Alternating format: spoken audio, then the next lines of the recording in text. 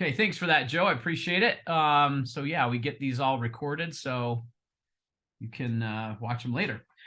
Grab your coaching manual.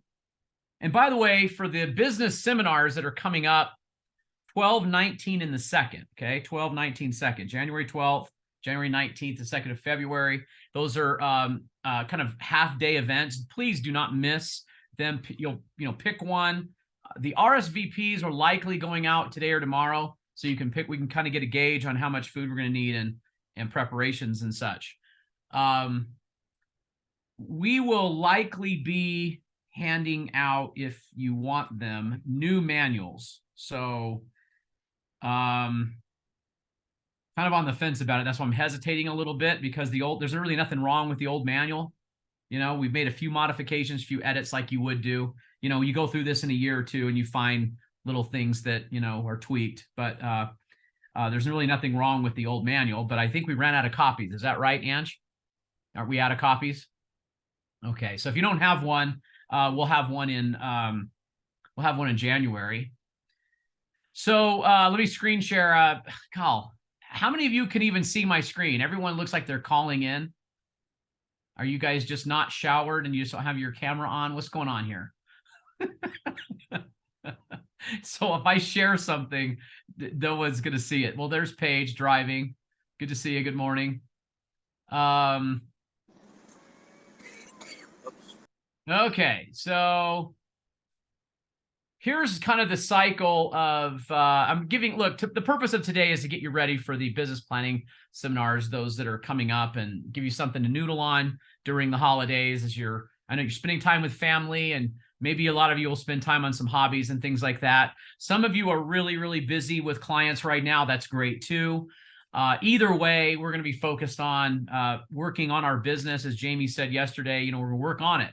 Not just in it. It really is necessary for you to author your own story, make your own plans and goals that you want. And the big piece of this really is, if you can see here, is like knowing my why. This is, if I die tomorrow, I hope I'm known for really beating this drum, that you better know your why. Stop sharing for a second. I kind of thought about this morning and wrote this down. If you want to kind of, I don't know, make some notes on this, but it occurred to me that, so if you can find a way to love what you need to do, okay, or the things that you should be doing. So if you can find a way to love the things you need to do and should do, you'll have found a way to do that thing more often and better. Because we love the things, when we're good at something, it's usually because we enjoy it. We like it. We found a way to like it. Well, what about the things, my dad would always say, go fishing. It's like, hey, man, everyone's got to cut bait sometime, right? And this was kind of like the deep sea fishing where, you got to go catch the bait fish in a net. Then you got to cut them up in pieces. And it's not the most enjoyable thing, like everybody who just wants to be reeling in a fish. This is all metaphors, right? Well, we all got to cut bait sometimes, but what if you enjoyed it? What if you enjoyed finding a way to do the things? What if you found a way to love the things you have to do? Well, if you do, when you do, you find a way to do that thing more often and you're better at it. Best example of my life is running. I used to despise it, hate it, couldn't stand it. Who could possibly enjoy running? What's there to love about running? Nothing, right? Wrong. It actually, over time, I've really enjoyed running. And look, the older I'm getting, the slower I'm getting, but I still love it, still really love it. There are other things in my life, like going to church. As a teenager, I hated going to church. Now I really enjoy it. The biggest one probably in my life, you guys would be surprised, that picture behind Joe there, that's my bass guitar. But when I was a teenager, I hated the bass. Okay, what was I thinking? What the freak was I thinking? I lost probably 20 years of my life if I would have just opened my mind a little bit. Bass guitar is very rhythmic. It's so fun. I love that instrument. I'm getting more satisfaction out of that than ever. But what the heck, right? That's three things: running, church, and the bass guitar. I could go on. There's more things. What about you? So what about real estate? Like the things you have to do. we've got Moxie, Real Scout, all these tools, technologies. We've got the forms and legalities. We've got what we call outreach or prospecting. A better way to say prospecting is finding someone to help. But do you enjoy that? All right. If you find a way to enjoy finding people, guess what you just found? You'll find more people. It's kind of like enjoying the run and not the finish line. Like you really enjoyed the run and not the ending of the run, okay? Then you're going to go on more runs, and guess what? You get more finish lines. Am I getting too deep here? You guys you picking up what I'm putting down? Like you say, well, I would love to have more clients. Guess what you need to find a way to do? Love the finding of more clients, okay? Enjoying the finding. Because when you do that, you'll be better at it. You'll do it more often. And guess what you'll have? Instead of waking up going, I just wish I had more clients. Like I enjoy having clients, not finding them. Agents who only enjoy having clients, not finding them, will find themselves without very many clients. Right? So if you can find a way to love it, you'll be better at it and do it more often. What I'm getting at is all running starts, guys, that your why, okay, is way more important than what and your how. It's way more important. When you figure out why you're doing something, then you've found the love, see?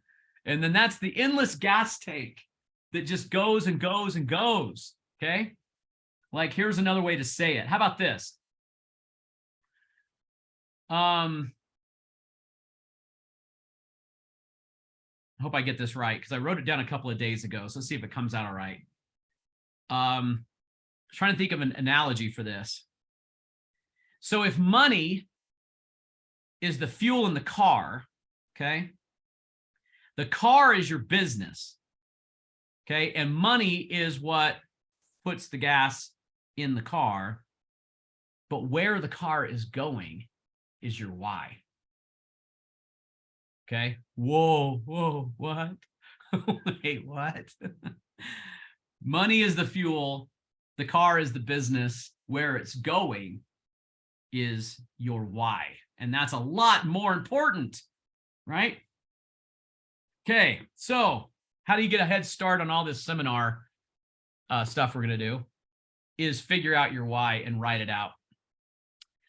You can go, look, you can, wax poetic. You could write a book on your why. But I would encourage you either or, you need to have a simplified one sentence why. Okay.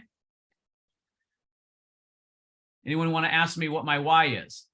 So what about Will Cooper's why? Does anyone, Mark just walked by. I know he's repeated my why before. Anybody know what my why is? Hey, Will, would you share with us what your why is? Oh, thanks, Joe. Thanks for asking.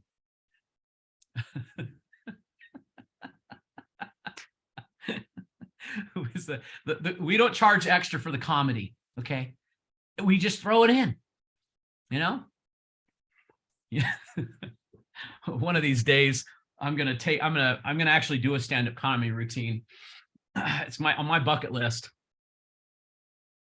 What's my why? Okay. So my why is helping others reach their God-given potential, period. That's it. And everything I do could be tested against that why. Okay.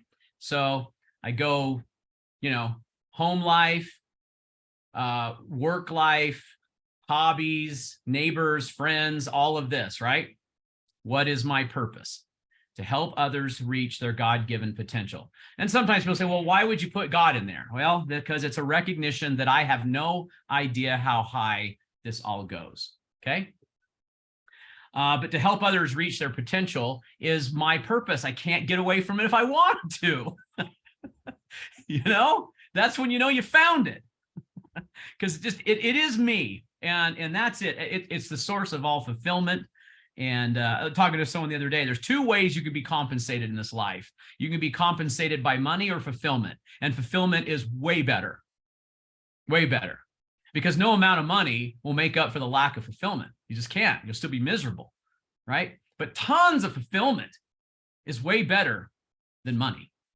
Okay. And how do you get fulfillment? You get fulfillment because what you're doing is in line with your why.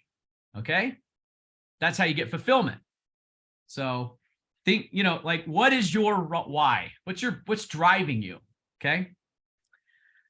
Let me give a little warning. I just put in my notes here this morning about vision boards. I think I've said this before, but be very, very careful about some things about vision boards. Vision boards is an idea where you cut out images of things that you want, you put them on a board, maybe they're somewhere around you.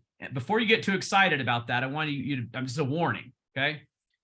The big mistake I think we make in that is that we're putting everything that we want.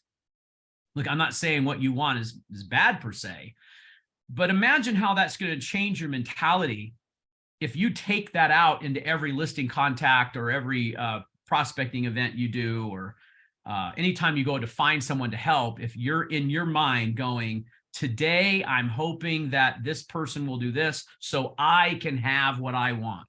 Okay. It's just getting it wrong in the order. Okay. See, this is back to, if you love finding people, then you'll have more people to help. And if you can just focus on helping people, then you'll have more closings. But if you're focused on your vision board and your own objectives, I'm sorry, you're not going to be as good as you could have been. And sometimes it really comes out. We say things like commission breath, or they're too salesy. How does someone know that? Well, it's a feeling they get, right? Every time we engage someone. So be very, very careful. You know what you should put on a vision board? A picture of a family to help that you don't know. Cut out a family, cut out a picture of a family and put it right in the center. You don't even know who these people are, but they're out there and they need your expertise because of the complexity of real estate, right? Maybe you should put the word home. So we remember what this is all about. It's not just shelter, right? Think of what home means to you. And for those who are trying to find a place to position family, children, and all that, everything that goes on at home, that is noble. That's a lot higher than saying I want a new car, right? What? No. I want to go help a family, and I want to help someone find home. And then that will change how I interact with everyone. It will better how I interact with everyone. Okay. So this is the business planning head start. We've got to understand our why. What's my noble why? Okay. What's driving me? Remember in past coaching sessions, we kind of broke down the word home: happiness, love, family, and experiences was kind of what we came up with. That's so HOME, happiness. The O is in love, and the M is in family, and the E is experiences. Okay, maybe those experiences are all of our hyper lifestyle properties that we have. Think of what life would be like, with lifestyle, right? Look, family, love, and happiness. What a great life we would have. And now this is noble, see? So I just think this is a better vision board. But when I walk around and see, or I see on Facebook, vision boards that have money, bank accounts, cruises, cars, new houses, I'm sorry, but it makes me want to cringe because we're getting it wrong, okay? What should be first and foremost is who we're going to help. And then everything else will work out, right? So we'll work out. Work out. You feel my passion and love for that one, you guys? I think the whole industry needs a little bit of a kind of wake up call, or a tweak, or I know, bless their hearts, everybody says, I want to get into real estate so I can make more money. I do appreciate the fact that this is an entrepreneur business. I'm not blind to that. I'm not blind to, look, it drew me to it because I want to control my world. You know, that's why I became a real estate agent in the first place, is because I didn't want someone to tell me how much they thought I was worth, and then pay me what they think I was worth. I just wanted a field of play where my efforts would be rewarded accordingly, right? And I appreciate the entrepreneurship of real estate, and it's not lost on me. It's just what gets emphasized is way more important. So the why is more important than our how and our what's. Okay. Any comments on that before I kind of turn the page? No? No comments? Okay. If you want to get another head start, so I'm on page, well, here, let's go back to, well, some of you I think are calling in, so I'm not sure how effective this screen share is going to be, but you might want to review the first couple of pages, and you could watch, if you really want to get a head start, copy this link in YouTube, or YouTube link on President Kennedy's speech. It's USA to the Moon. It's about 18 minutes. Okay. So if you watch that, pay close attention to how much time is spent on why America should go to the moon. Okay. And every time he says a reason, like, write it down. It's really, really intriguing if you haven't done this already. We've had this, I mean, I've had this in here for, I think, 3 years, since 2019. So some of you may have already gone through this, but if you haven't, it would be a nice head start. Okay. So there's the link for that in your coaching manual. The other way to get ready for this would skip forward if you have your coaching manual and review the 10 points in the business evaluation section. We pulled this up before, and now I can't remember what page it's on. Oh, here it is, 70. Sorry, it starts on page 66. So there's 10 different areas of your business that you as a CEO of your business should understand. And this is a great way to analyze your strengths, your weaknesses, what kind of goals could be made in each one of these. So that would be the second way to be ready for the business seminar. So one, write out your purpose and understand what it is. Two is review the business evaluation. And under purpose would be the video from Kennedy. Okay.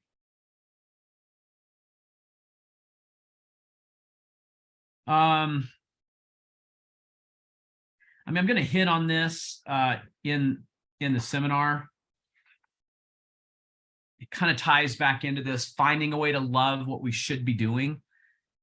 This business is always changing, and there's always something that we can learn. So imagine if we could learn to love, love to learn something new. And if you really enjoy that, now, so look at the contrast. You'll hear agents say, well, I'm not techie, you know. Wow. That's a negative affirmation, huge negative affirmation, right? The only bigger red flag than that to me would be if someone said, you know, I love real estate, but I just don't like people. Or I'm not really good at working with people. Okay. You might want to go do something else. Could we suggest like a back office job or something? So, you know, negative affirmations, they sometimes come out, and imagine if we could find the way to love learning something new. It'd be very, very impactful to our lives. And taking the time to study. You've heard me say before, you become what you study. So I always ask, well, what are you studying? You know, and then they say nothing. I said, well, then you're becoming nothing.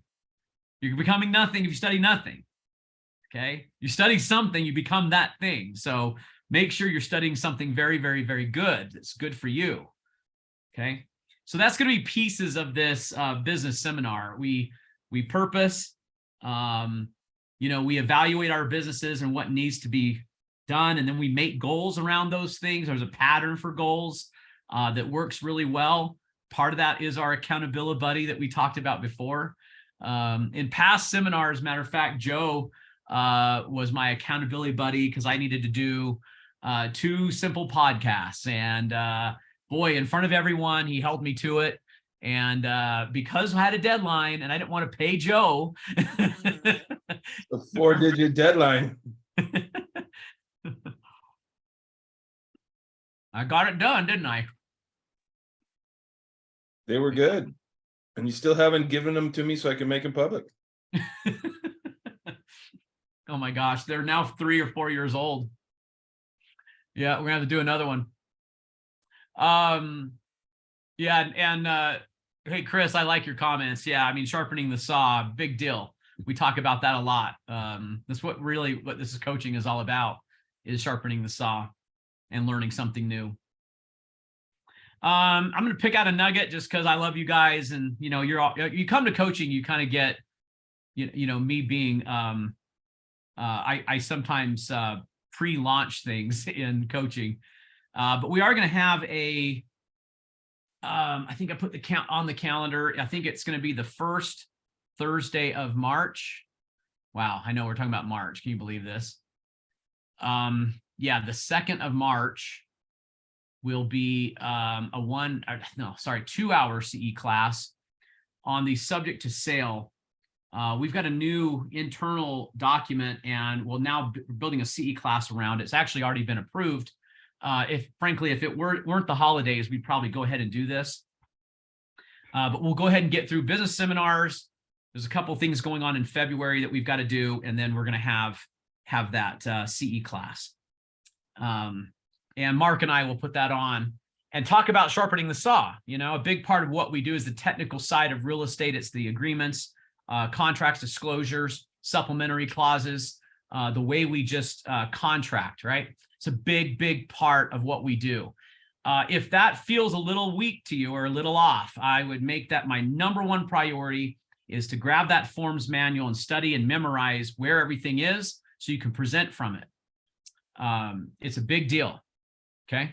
So that could be part of my goals, right? I could take that out and say, okay, I'm making that a goal. How do I make sure that happens? Do I need a study buddy? Something like that. Do I need to team up? A gym partner? What do I need to do to make sure that I can sharpen the saw and become very, very good at using the forms as a visual presentation tool with my buyers and sellers? Okay, big deal. Okay. Any other comments? Boy, I'm just I feel like a solo artist right now without my band buddies, Joe. I feel like I'm just up there with a guitar and a mic, and I can't hear anyone because I have in-ears. It's all right. I mean, people are paying to see you. It's all good. We're here. At the Park City party, we because it was indoors, we had in-ears, and if you've ever done that, these are monitors basically that are in your ears, and we got some pretty nice ones. The band owns them. Each player owns them. They're noise cancellation, so they also protect your ears, but you cannot hear one thing. Steve Roney came up to me. Steve Jr. Is Jamie still on the call? She jumped off? I think she jumped off. Anyway, Kev, you might remember this. I see Kevin Larson's on, but he comes up to me at the front of the stage, and I bend down, and he goes just like this. He goes, and I go, Steve, I said, dude, I can't hear you. I'm pointing to these ears. I go, could you tell me again? And he goes, I was like, I still don't know what you said. I have no idea what you just said. I thought he was telling us that we have to be done because we were already 10 minutes over. Turned out he was saying you guys could go on for as long as you want if you wanted to. And I could not hear one freaking thing. I kind of have a love-hate with those in-ears. You hear yourself really well, but it's only what you pipe through there. We had video, people yelling and stuff like that, Kev. Yeah. I could not hear one thing. Yeah. There was nothing really to hear except people were just really happy. They were enjoying it a lot. Yeah. It's a great performance, and everybody was having a good time. Yeah, it's a lot. Probably don't really fun. want to hear what Steve's saying anyway when he's had a few drinks, so it's Yeah. probably good you weren't listening. I'm like, why can't I read his lips better? I mean, I had no freaking Probably saying, "I clue. love you, man. I love you, man." Yeah. And I thought, you should work on your like what hand signals would you give someone if you're telling them to go on? You would say, like, go, keep going, keep it going, keep it And going. if you didn't want them to play anymore, you'd go like this, right? Yeah. All I got was anyway. Thanks for the feedback, Kev, Joe. Yeah. I love having someone to talk to. So that I can hear. So the business planning seminars, for those who are new, we start at Andrew, we starting at 9 or 9:30? We start at 9. I almost think we should start at 9:30. Go 9:30 to 12:30. Is that what we're doing? And then we have lunch. Yeah. Let's see. I think she has it here for Wasatch Front 9 to 1 on January 12th. We're booking out the one for sure. Look, I wouldn't go to one. I'd go to, but we're gonna have lunch. So you book out the one because we'll have food brought in. Yeah. Like I'm really good either way, as long as everyone is on time, so we can start right, like right away. Yeah, that's what Jamie sent out yesterday, is a notice to everybody for the 3 different business planning sessions. So they're 9 to 1 at all 3 of them. Okay. Yeah, we're planning on booking 9 to 1, 9 to 12 for our wherever we're going to be. So that's Okay. been what we've been. Perfect. Maybe we start at 9:30, but we book it from 9 to 1. You just tell them to be there at 9. Yeah. Okay, we started. I love it. I mean, are you kidding? I won't even sleep the night before, so I'll be up pretty early and ready to go. But yeah, we'll do. Okay, so 9 to 1, but really we'll start lunch at about 12:30. So we break into groups. This is a great time to bring your team together, whoever you work with, or if you have co-agents you work with, because if you work closely with them, it's good to have common goals, strategies, and things like that. So we encourage, and this is, good time to have everyone together that way, instead of like networking and you're spread out. So encourage everyone to sit together if you're working together. Okay. We're going to go through the first probably 20 pages of the coaching manual, and we will be,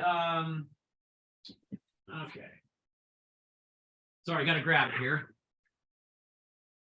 So this is what I would call the goal map. And look, you don't have to use this format. It's just, but what you do have to do is answer these questions. So the first question is, well, what's your purpose? And that's right at the top. Write that out. And then what's the income objective to meet? So how much gas do you need in the car? You remember I said, well, where the car goes is your purpose. Your car is the business, and the fuel is the money. So where are we going, and how much do you need? So how much gas do you need would be the income goal.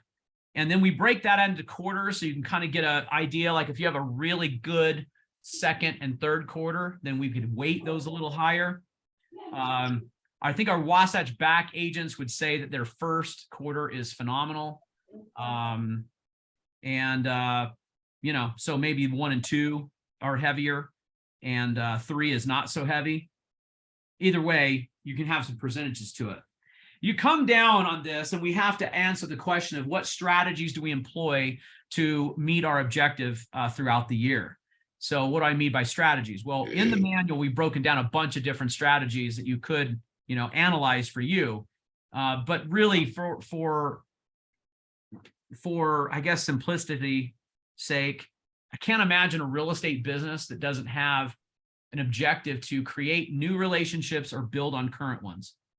Okay. So we used to call that farming. Like what am I farming? Well, farming would probably be a geographical area. or people that I know, or someone says I'm farming my center of influence. A lot of this stuff is really flawed way of thinking. I don't really like how we're approaching that. Like working my SOI is probably not a good way to say it either. You know, why am I calling you? Because I'm working you over, man. Thanks for answering. I mean, you can kind of see how that's not really what we're doing. We're finding someone to help. Right, Spencer? See, Spencer's getting it. He's got a smile like, I'm finding someone to help, not calling to work him over. You know? So, working my SOI. Okay. No, you're calling them to see if they need help. Okay. So we find new people and we work over our current people. No. You know, we build on relationships we already have. Hey. It helps to be one of these people that can just self-entertain. Right, Kev? I mean, when you're doing these things, if you can self-entertain, then you can just keep talking. But that's our two strategies, you guys. So, you know, then you build tactics underneath that. So I would say to you, I might say, okay, Bob, if you're going to, meet new people and create new relationships, how are you going to go about doing that? Okay, so what are your tactics there? And what might you employ? And what tools do you need? And then how often are you going to do this? So, and then, of course, our daily disciplines is the schedule. So that's kind of how that all works out. Again, you don't have to do it this way, but I'm putting that up on for those who are in there just on their phones. I'm just showing a copy of the business plan map. But what you do have to do is answer the questions. Okay. I actually had one person in the whole company, but I still remember this, right? Human flaw. We remember the one negative voice and not all the positive. One person said to me, Kev, well, yeah, I don't really like that. Like I'm their point, I don't want to do it this way. And I'm like, well, you don't have to. No. But you better know what your purpose is, or you won't be very good at it, right? And you better know what your strategies are, and you better discipline yourself down to your daily schedule, or you'll never get it done, So you don't have to put it in this format, but you better have those answers. And so they're like, oh, okay, got it. So yeah, they should have something written down. Obviously, it's one of the keys to successfully achieving any goal is for it to be written and, defined, smart goals, attainable, measurable, all those types of things, rather than just a wish, because wishes are not a really good strategy. Exactly. Or hope's not a good strategy, right? Right. Very, very well said. But it can be anything. I mean, it doesn't matter. It doesn't have to be what we think their goal should be. It's what their goal should be, what they want to attain. I think that's the problem, is someone looking at that map think you're trying to guide them towards a certain outcome, but it's their outcome that they want. Yeah, totally agree. And goals can change and evolve. I mean, I think sometimes people, it's in the business planning manual. Remember those 2 pages on time wasters, right? Yeah. And maybe one of the things that, I can't really get my business plan filled out yet because I just don't really have my why perfect. It's not perfect. So because it's not perfect, I can't do any of the rest of it till I get that why figured out. Well, no, you have a why, and your why might be for the first half of the year, it might be the first quarter, it might be whatever. And you, during that process of evaluating and talking to yourself, you might have an evolution in your why, right? And then you move it around. But those whys can be a stumbling block if you're thinking it's got to be exactly right and never, ever change. Yeah. Love it. Yeah, we do get on the treadmill a lot in this business. We look busy when we're not really being effective. So what is the most effective way to build new relationships and build on current ones? So I think that's a great question that everyone should answer. It's not that I'm just checking boxes and spinning and going nowhere. I think we really should analyze if I'm being effective at the strategies and tactics that I've chosen. And I think that's why, to me, if you really love what you're doing, those things are innate, because you care so much about the outcome that you're constantly evaluating whether or not you're effective or not, because you really you're passionate about it, your heart's in it, you know? So, and look, you can learn this. You know, you can learn how to be more outwardly focused instead of inwardly focused. You can learn that. Trust me, I'm on the journey. Look, I got plenty to learn. Okay, we all do. But my 20-year-old self was a mess that way. I had one thing only, really. If my abilities were a hand of cards, my only ace was tenacity. Everything else was bad. I had no idea what I was doing. I just was so tenacious that I was okay failing and failing and failing and failing and failing. That's the only thing I really had in my 20s, you know? And I didn't really learn that outwardly stuff, or at least make it a priority and emphasis till later. But I think it's the right way, guys. It's the better way. So it changes how we are. You know, I've been thinking, you know, like what's on my mind lately, and what should I emphasize differently this year? This will be the first time in 3 years that we're in the same room together. In 20 we did it over. No, wait, sorry, 2 years. Because in 2 years? Yeah, I believe No, it's 2. 3 years. We did it in 20. 3? Well, because we did it in January 20, and then COVID happened. Yeah, right after convention it started. Yep. So then 21 we did not. 2022. This year we had it over Zoom.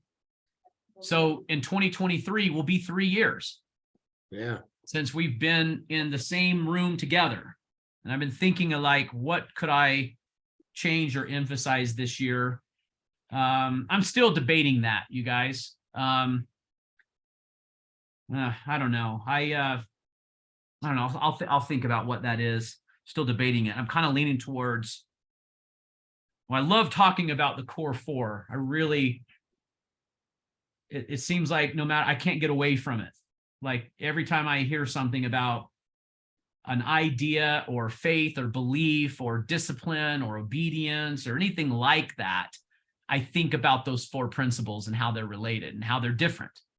And I think it's huge. Like this was a huge life epiphany for me, to figure out there were 4 things that were distinctly different, but we often get them mixed up. So I don't know. I may want to talk about that. I don't know. We'll see.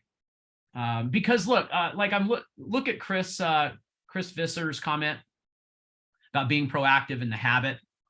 The other thing I had in my 20s, that tenacity. I mean, I would just outwork everyone. I just wish I could have done it so much better, you know? And I didn't have to do it alone. That was the other thing. I was very like I was a wrestler in real estate, and I should have been a football player, you know? Yeah. And no big surprise, I wrestled in high school, you know? Duh. So all on me, right? It was all about me. Wrong. It's all about us, right? It's all about us. So didn't do a good job then, but I did have the habit of being proactive. So being engaged and to get into something is a really big key of success. And you guys know that. So, I mean, you know, whatever you want to achieve, I'm telling you, you can do it. You do it a little bit at a time, and you keep cultivating that idea, and just a little bit every day. Way better to do a little bit every day than try to get it all done in 2 or 3 days. You know, so just keep investing in the vision of your purpose every single day. You know, like one of my mentors said, well, think about it like this, like how do you know when you've fallen in love, or how do you know when you're now healthy? Okay, you go to the gym, but you go once and you come home, you look in the mirror, you're like, am I as healthy as I want to be? No, that was, you know, so it's not one. And then when did you know you've fallen in love? When did you know that? Like how it was somewhere in there, you know, it probably wasn't the first date, unless someone's got a love at first sight story. Anyway, Kev, is that you and Barb's story? Is it a love at first sight? Yeah, kind Was of. it love over time? It took a while for us to figure it out, but yeah. Yeah. 20 years later, still there. Yeah. Yeah. Yeah, just literally, I walked up to the front door to let somebody else in that I thought was at the front door, and she was there, and it was a BYU Utah tailgating party, and we literally have been best friends ever since. So Nice.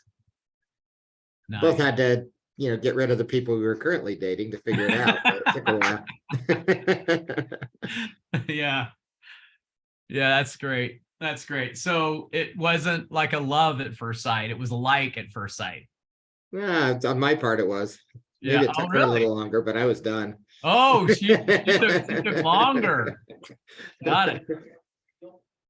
Got it. Especially when I found out she could ski and she could, she would ski better than me. She biked better than me. It was fun getting my butt kicked for the next year. Oh, that's awesome. Yeah, that's awesome. Yeah, I mean, the first time I saw my wife, I mean, it was just someone I saw, I guess you're just not really, I really wasn't in that kind of a mindset.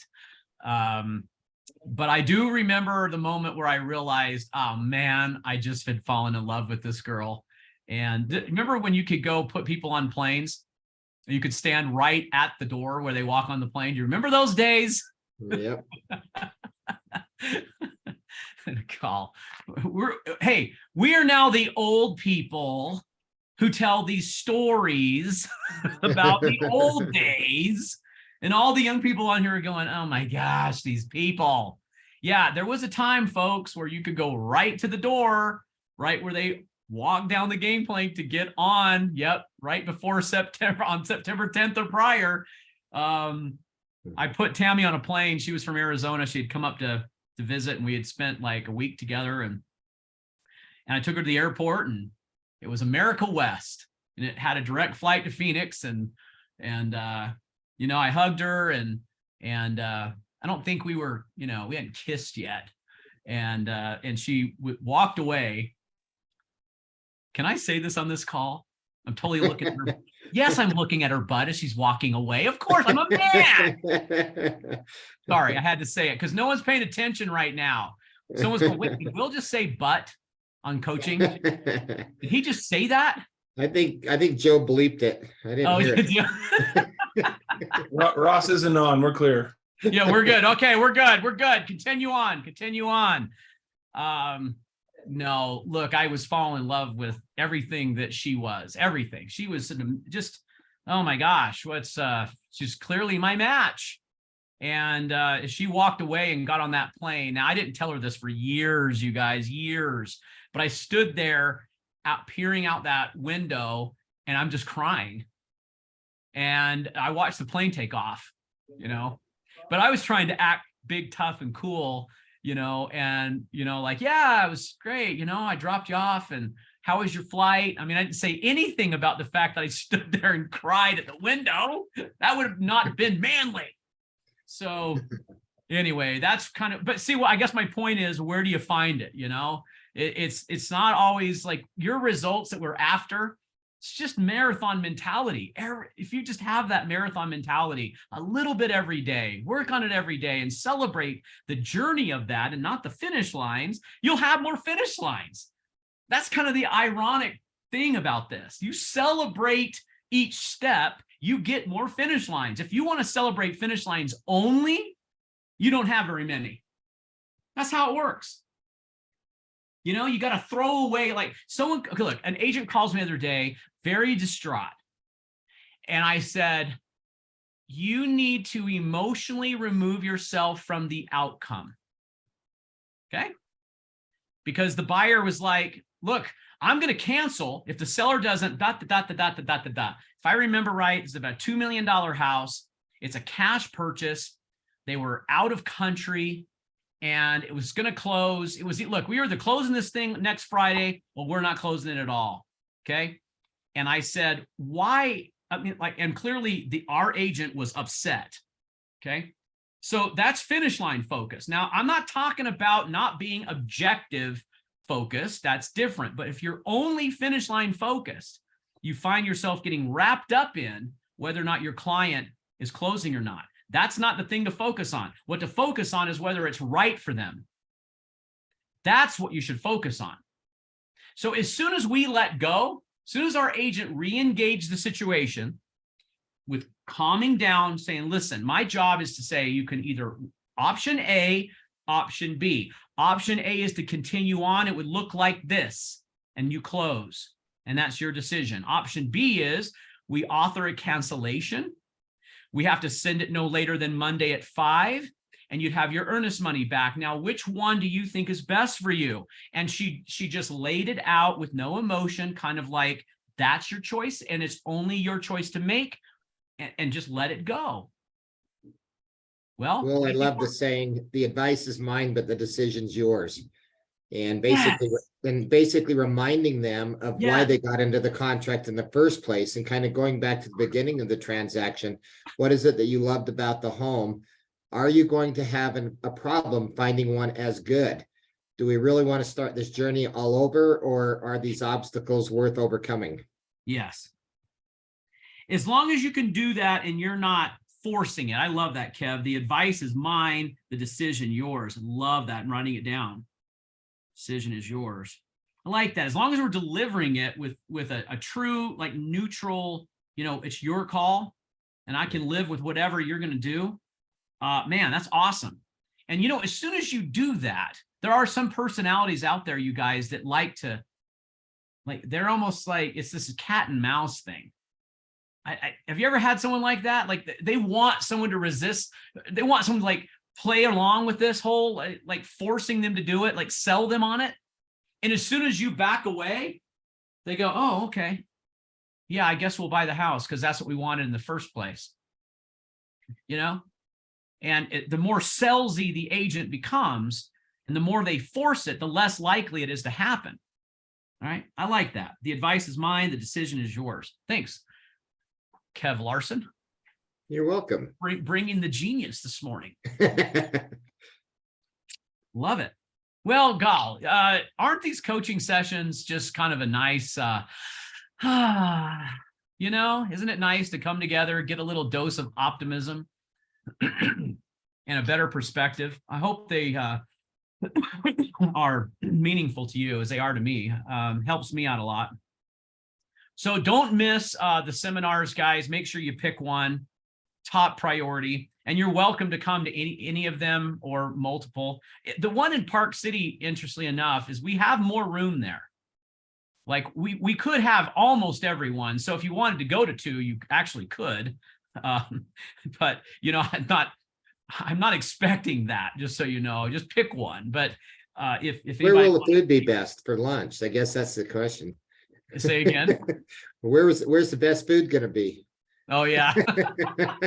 What are you guys having? Exactly. Oh, man. Do your kids do that to you? Sunday, hey, Mom, what are you fixing on Sunday? And you're like, well, wait a minute. What are you can't you just show up for the company, or you gotta, what are you picking between the in-laws? I'm just saying Promontory has a pretty nice kitchen up there. They sure do. Promontory is going to have some good food. That's for sure. Hey, I sure love you guys. You know that. I hope you have a fantastic holiday with your families. Thanks for joining me today. And thanks, Kev, and all those who participated. Joe, appreciate your good advice too, and making all this happen and posting it for everyone who couldn't make it. And this is a good way to get kind of get your mind thinking about what you want next year. You'll engage with the family. You should. That's the priority. It's the time of season. Do that. And then when you kind of come back to business, you'll find some clarity, different perspective. And that always works that way for me. This time of year, I like to see if I could write a song or two and just have some fun in the studio. I try to have some personal downtime. And, we really didn't have that, Kev. The last couple of years, we've been so busy throughout the winter that I'm kind of grateful the market slowed down just a little bit. For some of us, I know some are struggling with that. I don't mean to make light of it, but boy, it is nice to have rest every once in a while. And when you re-engage your problems, you get more creative that way. So hope it happens for you. Okay, have a wonderful day, a wonderful rest of your week, and a good Christmas and New Year's. And we'll see some of you at the gift exchange in Salt Lake. You're all welcome, of course, to come. That's kind of a tradition here. We do that next Tuesday, and then I think we're back to the new year in 2023. So